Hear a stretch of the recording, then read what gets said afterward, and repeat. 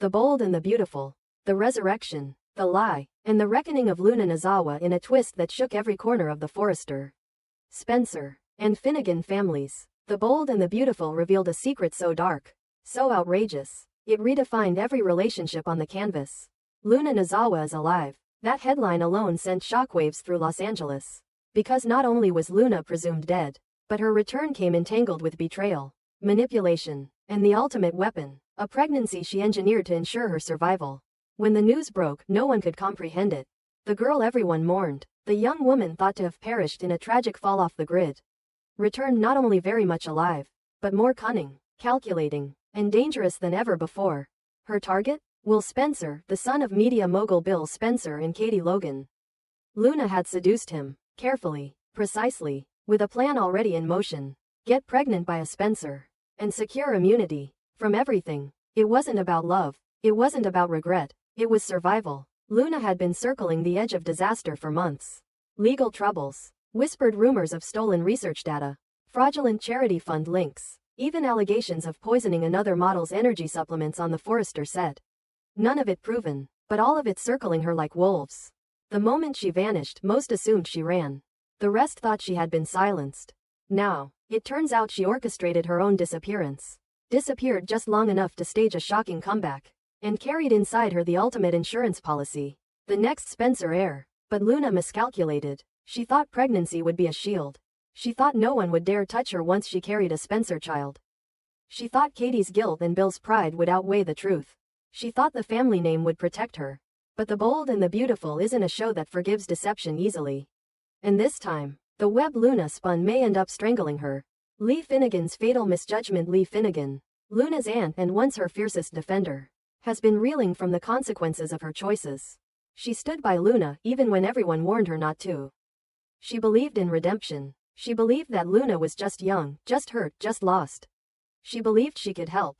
She was wrong. Lee had used her influence at the hospital to shield Luna from mental health holds, reroute drug tests, and even soften the criminal investigation against her niece when the Spencer family first began to raise red flags. She thought she was protecting a fragile girl.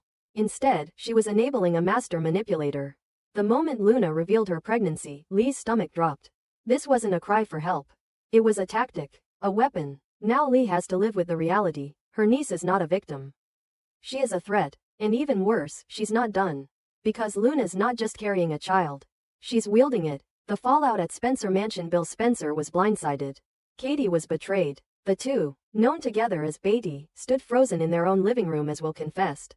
Barely 18, vulnerable, and already ensnared in a scheme too twisted for him to understand. He had no idea Luna faked her disappearance. No idea that her sudden interest in him was part of a larger plan. He loved her. Katie broke down in tears. Bill punched a wall, and the house, once filled with promise, turned into a war room. Luna refused to leave. I'm carrying your grandchild, she told Bill calmly, hands on her belly. Unless you want the press to know you're throwing the mother of your heir into the street, I suggest you start making room. Bill, always strategic, saw the trap instantly. Keep her in and give her power. Either way, she won, unless they found another move. That's when Katie proposed the unthinkable. We wait, she told Bill. Let her carry the child. Let her believe she's safe. Then once the baby is born, we take custody. Bill agreed, and the plan was set in motion. But Luna isn't a woman who waits quietly. The shadow of Sheila Carter, Sharp Sheila Carter, now going by Sheila Sharp after marrying Deacon, watched all of this unfold from a distance.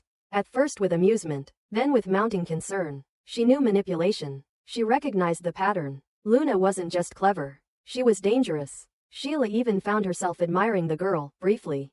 She's brilliant, she told Deacon. She played every angle. Deacon didn't share the sentiment.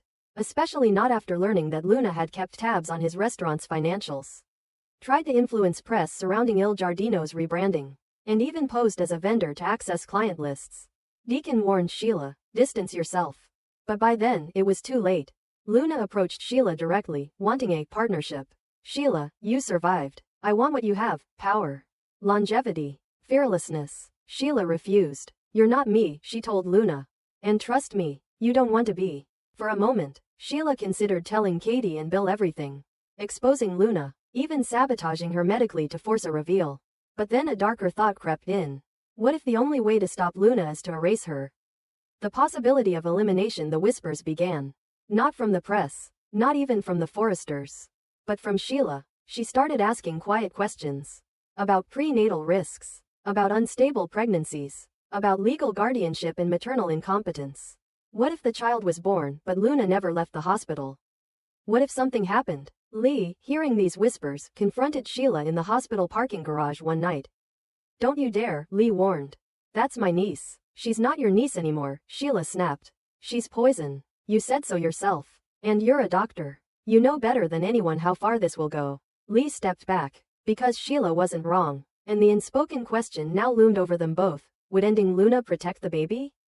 The final move as October 10's bombshell revelations took over the media. The bold and the beautiful reached a crossroads. Luna Nozawa had faked her death, manipulated a Spencer, weaponized her pregnancy, and turned the richest family in town into unwilling hosts. But she also underestimated the people around her. She underestimated Lee's capacity for regret and redemption. She underestimated Sheila's capacity for cold action. She underestimated Bill and Katie's unbreakable love for their son.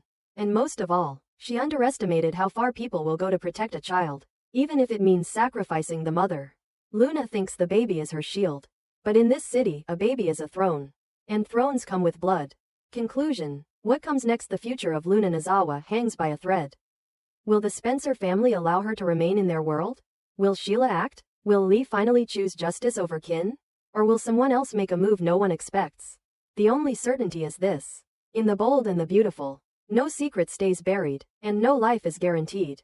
The most dangerous player in the game just might be the one who thinks they've already won. And Luna Nozawa? She's about to learn the hardest truth of all. Even queens can fall. Stay tuned. The bold and the beautiful. Bloodlines and crosshairs. Bill Spencer stood at the edge of the balcony of his sprawling estate. Fists clenched, jaw locked, eyes sweeping the landscape like a general surveying a battlefield. Below him, the mansion buzzed with tension. Servants moving silently, security stationed at exits, surveillance cameras tracking every movement within and beyond the property. But the storm wasn't outside. It was inside. Inside these walls, sleeping under his roof, was the most dangerous variable in his entire empire. Luna Nozawa. She was pregnant with his son's child. She had faked her death. She had lied, manipulated, seduced, and schemed her way into the heart of the Spencer legacy. And yet Bill allowed her to stay. Not because he trusted her, but because he didn't. Because predators are easiest to monitor when they're caged. I need to keep her close, he told Katie. But Katie didn't buy it. You're giving her power by offering sanctuary, she snapped. You're making a deal with a viper, Bill. And when she bites again, don't say you weren't warned. Their argument fractured what little was left of their once repaired relationship. Will stopped speaking to his father. Wyatt pulled away. Even Liam refused to take Bill's calls. The family circle, once bulletproof, was broken. Bill didn't blink. He told himself it was strategy. It was war. And in war, comfort is the enemy of clarity. He wasn't sheltering Luna out of pity or affection. He was watching her, every second, every whisper, every move. Her freedom within the estate was an illusion. Her phone was cloned. Her room was bugged. Every hallway camera streamed live to a private server. What Bill didn't count on was her next move. Finn arrives with fire. It wasn't a knock, it was a slam. The doors of the Spencer estate flew open and Dr. John Finnegan, Finn, walked in with fire in his eyes and contempt in his chest. You're turning your house into a crime scene, Bill, Finn growled. You think keeping Luna here is going to fix this? You're building a war room around a woman who faked her death and deceived your son. Bill barely looked up from his desk. I'm keeping the enemy in my sights. Maybe if more people did the same, your own family wouldn't be full of ghosts and backstabbers. Finn stepped closer. You're risking everyone's life for optics. If you think she's dangerous, why is she anywhere near Will? Because if she's going to move, I want to see it, Bill said coldly. She slips up, I'll bury her before she hits the front gate. But what if she doesn't slip up? Finn shot back. What if she plays you, like she played Will, like she played all of us? You think you're holding the leash, but she's already picked the lock. That's when Luna appeared at the top of the staircase. Calm, composed, radiant in her manipulation. I didn't know I was so inspirational, she said, voice sweet but sharp. But I'm not going anywhere. Bill watched Finn's jaw clench, saw the doctor bite down his fury, and then walk out the door. Luna followed him. The ambush. She waited until after midnight, when the estate's patrol rotated and Bill had slipped into his private office with bourbon and silence. Dressed in black, Luna slipped through the side entrance and into the shadows. climbing into the back of a nondescript car. The driver said nothing, just drove. She had arranged the meeting secretly through an encrypted channel. Finn had agreed, reluctantly, not out of curiosity, but out of unfinished business. If there was still a chance to save the baby, to expose the deeper rot in the story, he needed the truth, not Bill's filtered version, not Lee's regretful whispers. Luna's truth. What neither of them knew was that Bill had anticipated this. She was tailed from the moment she left the property. The SUV parked 2 blocks down. The 2 men inside were Spencer Private Security, ex-military, covert trained.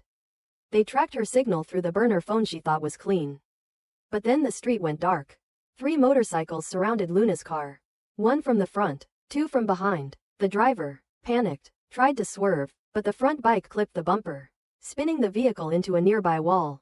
Luna hit her head against the glass.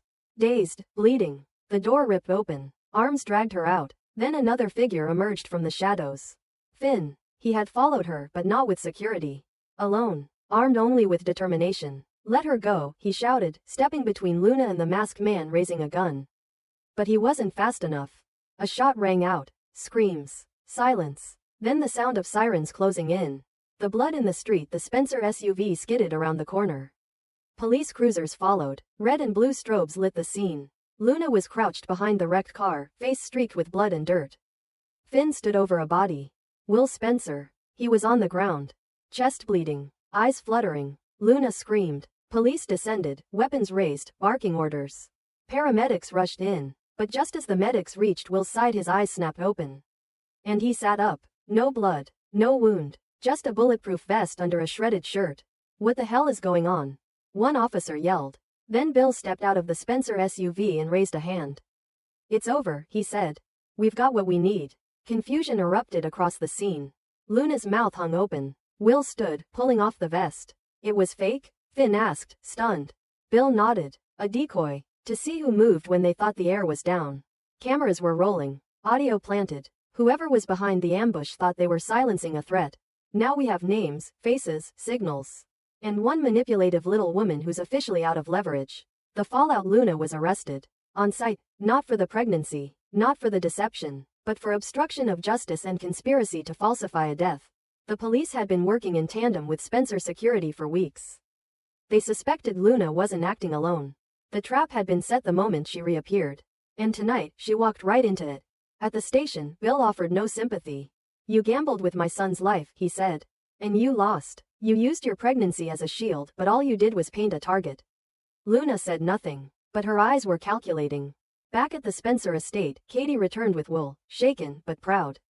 She didn't forgive Bill, not yet, but she understood. For the first time, Bill didn't act from ego.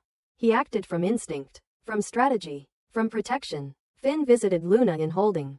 He looked at her for a long moment. You had every chance to change, he said. You chose chaos. She leaned forward, eyes sharp. No, I chose survival, but even she knew it was over. Or was it? Because Luna's silence in interrogation was intentional. There's still a name she hasn't said. A benefactor. A handler. The real manipulator still waits in the shadows. And if you think Luna was dangerous alone, you haven't seen what's coming. The final question. Bill's house is intact. His son is safe. The trap was successful, but now the entire family sits in uneasy silence, facing the aftermath of a scheme so elaborate it nearly destroyed them from within. And one question lingers. When the truth is manufactured to reveal the lie, how long before the lie becomes the next truth? The bold and the beautiful has played its next hand, and someone's about to call the bluff. Stay.